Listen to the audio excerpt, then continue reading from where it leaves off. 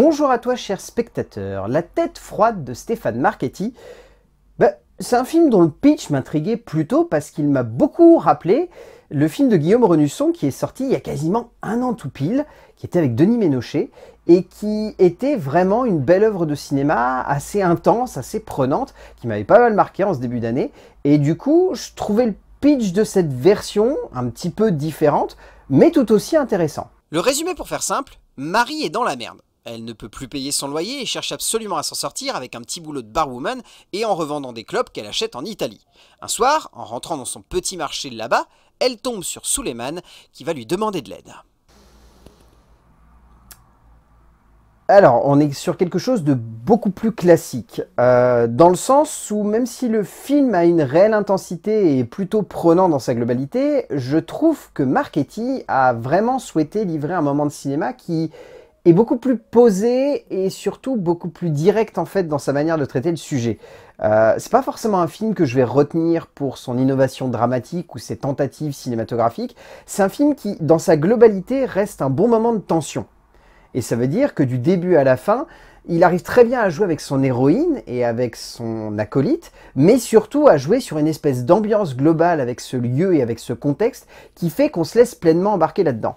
Après, mon souci, c'est que ça n'est pas surprenant. C'est un film dont la forme et le sujet a déjà été traité par le passé, parfois avec brio, comme par exemple avec Les Survivants, ou parfois avec beaucoup plus de classicisme, comme un paquet de films français dont je ne vais pas m'infliger de fait de devoir tous les citer parce qu'il y en a beaucoup trop. Mais voilà, disons que La Tête froide en fait se greffe dans cette catégorie tout en étant un tout petit peu plus divertissant par son côté thriller. Mais c'est pas un film devant lequel j'ai été agréablement surpris. C'est un film où j'ai eu une confirmation que le réalisateur avait envie de véhiculer surtout un divertissement, avant de vouloir traiter un sujet qui soit politique et ancré dans une certaine logique cinématographique. Donc c'est bien, mais à aucun moment le film ne cherche à être plus que bien, je trouve. Il n'est clairement pas facile d'évoquer certains sujets bien ancrés dans l'actualité, qui peuvent également sonner comme un peu barbants, tant on sent que l'on en parle tellement que l'on peut avoir l'impression que le cinéma force un peu son message, alors qu'en fait, ce n'est finalement que pure logique de l'ère du temps. Stéphane Marchetti nous emporte dans un film qui sonne clairement comme le petit frère de Les Survivants, sorti au même moment l'année dernière, pour une œuvre plus classique dans sa composition et sa construction, mais qui marche tout de même assez bien, malgré une forme assez convenue et plutôt facile dans le genre, qui cache son petit lot de surprises tout de même. En termes d'écriture, le scénario est donc écrit par Stéphane Marchetti ainsi que Laurette Polmans. Cette écriture, en fait, elle est symptomatique de ce qu'on peut voir aujourd'hui dans le cinéma français, c'est-à-dire une envie à la fois de vouloir traiter d'un sujet qui est profondément ancré dans l'actualité, mais également, voire même surtout, de ne pas trop politiser le sujet. Et là, on est sur une vraie problématique parce que ça donne une dichotomie d'écriture qui est parfois intéressante et parfois perturbante. C'est-à-dire que dans sa base, le film veut traiter d'une héroïne qui a des problèmes économiques dans une certaine société française et qui se trouve, qui plus est, dans un lieu où elle peut bénéficier de certaines aides, ou en tout cas de certaines facilités, qui vont lui permettre de trouver des petites combines. En face de cela, on se retrouve face à une thématique beaucoup plus lourde et beaucoup plus ancrée d'un point de vue politique, entre l'Italie et la France, avec cette immigration clandestine qui est clairement au centre du récit. Et qui permet surtout en fait à cette héroïne, Marie, de rencontrer Suleiman et de créer une relation entre ces deux personnages et d'avoir tout de suite une ambiguïté qui va se mettre en place, que ce soit dans leur rapport ou surtout dans ce qu'ils vont chercher à faire.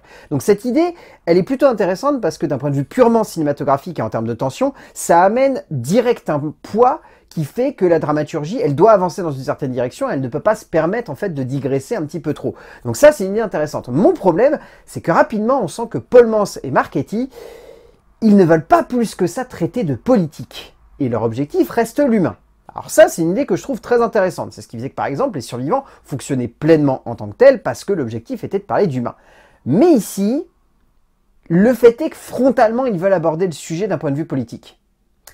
Et donc esquiver la politique en cherchant réellement à en faire que du divertissement, je trouve qu'au sein de ce récit, c'est un peu maladroit. Et du coup, ça fait que par moment, le récit fonctionne et est tendu, et par instant, on est un peu perdu devant ça et on se dit, qu'est-ce que le film veut me raconter ? Marchetti et Polmans développent donc avant tout des personnages, ce qui est une bonne idée pour éviter de trop sombrer dans le film politique plus qu'un film avant tout narratif. Mais à vouloir un peu trop se concentrer là-dessus, on sent par moments que cette écriture est un peu trop unidirectionnelle.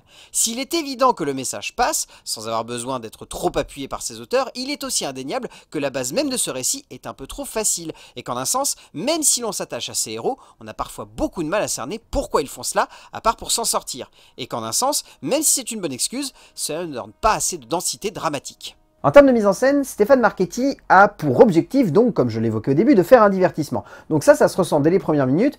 Le but est avant tout de créer de la tension, mais une espèce de tension qui fait très cinématographique. Alors personnellement, moi je suis très friand de ça parce que c'est le genre de récit devant lequel moi je vais être tendu. Et je dois avouer que le film fonctionne extrêmement bien et il y a des scènes de tension qui sont particulièrement bien menée, et notamment une scène de fin qui se passe en pleine neige, qui je trouve est brillante d'intensité et qui visuellement fonctionne extrêmement bien. Après, le film a tendance à vouloir tellement se reposer sur ce côté tendu qu'il va constamment pousser les potards du tendu au maximum. Donc ça peut être une idée intéressante si c'est bien équilibré. Le problème, c'est que Marchetti veut tellement amener de la tension constamment que le film est en flux tendu du début à la fin. Et qu'il ne prend le temps de se poser et de développer ses personnages que très rarement. Et ça, c'est un petit peu problématique. Parce qu'on va dire qu'il y a une très belle manière de poser les personnages au début, et une très belle manière de les poser à la fin. Et au milieu, c'est un peu bizarre. Il y a genre un moment, en plein milieu du film, où Suleiman se met à digresser sur sa petite sœur, on est un peu paumé au milieu de tout ça. Et on se demande pourquoi d'un seul coup il se met à raconter ça. Et je trouve que c'est un peu dans la globalité ce qui pose problème, c'est qu'il y a ces besoins constants de vouloir ramener l'humain, ce qui peut être bien, en un sens, mais c'est tellement au milieu d'une tension quasi constante que d'un seul coup, ça fait retomber le film et ça manque de rythme, ça manque de punch. Et je trouve ça un petit peu dommage, parce que sinon, le film a des réelles petites trouvailles et a des vrais moments d'intensité qui sont très prenants. Marchetti tient une bonne conception de sa mise en scène, jouant beaucoup sur l'efficacité d'un rythme soutenu et fort, qui permet, même si les situations sont parfois un peu redondantes, de donner de la perspective à l'avancée de Marie, qui devient alors une protagoniste entraînante et pas simplement le véhicule d'un message. Ainsi, sa peinture de la frontière dans les Alpes devient un fantastique terrain de tension, où si l'on peut voir facilement certains aspects de l'écriture, sonner comme convenu, ce n'est jamais le cas d'une mise en scène qui parvient à appuyer correctement sur les personnages et à donner assez d'intensité pour que ce plan final soit aussi évocateur que terriblement simple. Alors en termes de rôle secondaire, il n'y a pas forcément plus que ça de personnages à retenir. Jonathan Cousinier est plutôt bien, Aurélia Petit aussi, Marie Narbonne, Frédéric Frécon, enfin...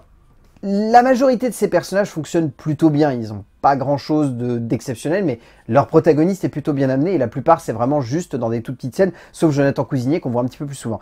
Big up à Sabo Baldé, qui est excellent dans le rôle de Suleiman, je l'ai trouvé très bon, il amène des beaux moments de tension, et il amène vraiment une intensité qui je trouve tient le récit par moments, mais surtout, il faut bien avouer que si le film fonctionne, c'est parce qu'il a une actrice centrale qui certes, a un personnage qui par moments est un petit peu compliqué, mais elle arrive tellement bien à l'emmener du début à la fin que c'est une performance à saluer ici. Florence Loiret-Caille est impressionnante ici, l'actrice parvenant à rendre assez charismatique une protagoniste par moments plus proche du pathétique, mais qu'elle tient tellement bien qu'elle la rendrait presque attachante. Au bout du compte, la tête froide est bien mais sans plus. Je m'attendais pas non plus à ce que le film soit révolutionnaire en termes de style ou en termes de démarche, que ce soit cinématographique ou politique, mais je m'attendais peut-être à ce que le film soit un petit peu plus équilibré dans ce qu'il cherche réellement à véhiculer. C'est un film plein d'émotions, peut-être un petit peu trop. C'est un film qui veut parler d'un sujet d'actualité sans trop se mouiller. C'est une espèce de film un peu entre deux, qui réussit par moments à être flamboyant par le biais d'un divertissement qui je trouve est très bien amené et d'une tension qui est très bien construite, et surtout deux interprètes principaux qui sont vraiment excellents. Mais après La tête froide de Stéphane Marchetti, c'est juste un bon divertissement, sans plus. Mais si vous allez le voir, vous passerez un très bon moment devant. Ça, c'est sûr et certain. A plus!